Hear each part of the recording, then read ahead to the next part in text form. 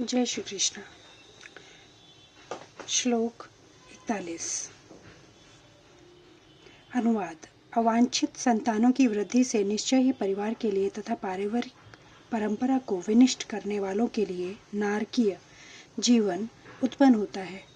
ऐसे पतित कुलों के पुरखे पितरलोक गिर जाते हैं और क्योंकि उन्हें जल तथा पिंडदान देने की क्रियाएं समाप्त हो जाती हैं। तात्पर्य। सकाम कर्म के विविध विधानों के अनुसार कुल के पितरों को समय समय पर जल तथा पिंडदान दिया जाना चाहिए।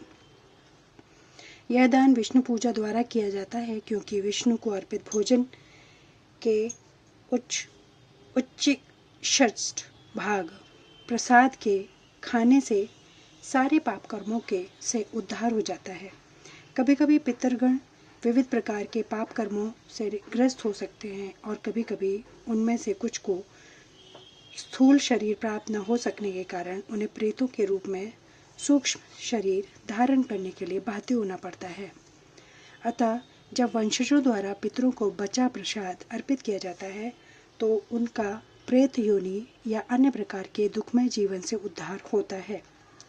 पितरों को इस तरह की सहायता पहुंचाना कुल परंपरा है, और जो लोग भक्ति का जीवन यापन नहीं करते उन्हें यह अनुष्ठान करने होते हैं। केवल भक्ति करने से मनुष्य सैकड़ों क्या हजारों पितरों को ऐसे संकटों से उबार सकता है। भागवत में कहा गया है,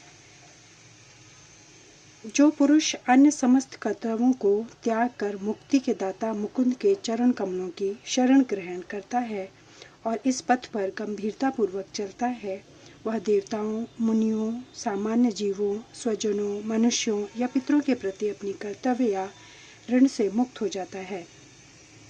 श्री भगवान की सेवा करने से ऐसे दायित्व अपने आप पूरे हो जाते हैं। श्लोक 42।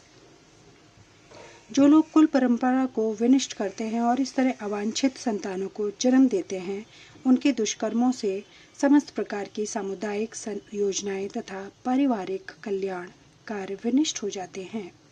तात्पर्य। सनातन धर्म या वर्णाश्रम धर्म द्वारा निर्धारित मानव समाज के चारों वर्णों के लिए सामुदायिक योजनाएं तथा पारिवारिक कल्याण कार्य इसलिए नियोजित हुए हैं कि मनुष्य चरम मोक्ष प्राप्त कर सके। अतः समाज के अनुत्तरदायी नायकों द्वारा सनातन धर्म परंपरा के विखंडन से उस समाज के अव्यवस्था फैलती है। फलस्वरूप लोग जीवन के उद्देश्य विष्णु को भूल जाते हैं। ऐसे नायक अंधे कहलाते हैं, और जो लोग इनका अनुगमन करते हैं वे निश्चय ही कुव्यवस्था की ओर अग्रसर होते हैं। श्लोक 43। अनुवाद। हे प्रजापालक कृष्ण, मैंने गुरु परंपरा से सुना है कि जो लोग कुल धर्म का विनाश करते हैं सदैव नरक में वास करते हैं। तात्पर्य। अर्जुन अपने तर्कों को अपने निजी अनुभव पर न आधारित करके आचार्यों से जो सुन रखा है उस पर आधारित करता है। वास्तविक ज्ञान प्राप्त करने की यही विधि है। जिस व्यक्ति ने पहले से ज्ञान प्राप्त कर रखा है उस व्यक्ति की सहायता के बिना कोई भी वास्तविक ज्ञान तक नहीं पहुंच सकता।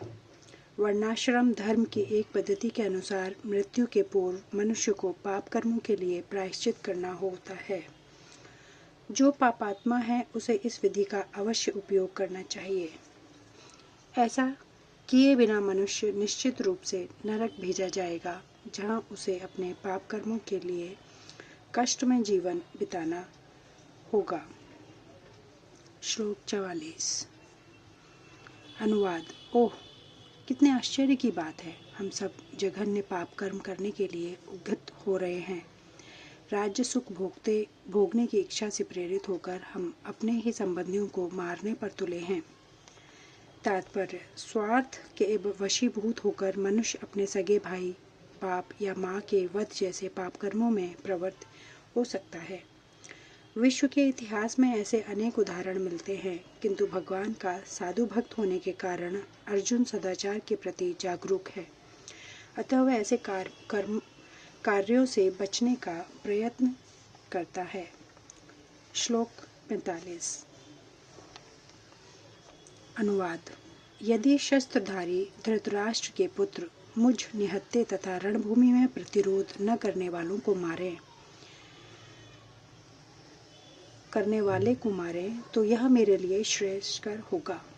तात्पर्य: क्षत्रियों के युद्ध नियमों के अनुसार ऐसी प्रथा है कि निहत्थे तथा विमुख शत्रु पर आक्रमण न किया जाए, किंतु अर्जुन ने निश्चय किया कि शत्रु भले ही इस विषम अवस्था में उस पर आक्रमण कर दे, किंतु वह युद्ध नहीं करेगा।